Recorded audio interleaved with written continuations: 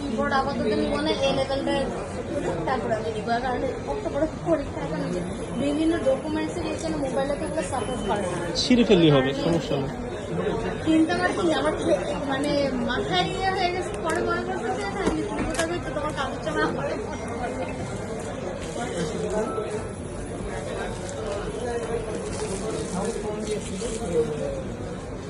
আমাকে ফোনের মধ্যে রেখে মনে আপনার সাথে কথা বলতেছিল বা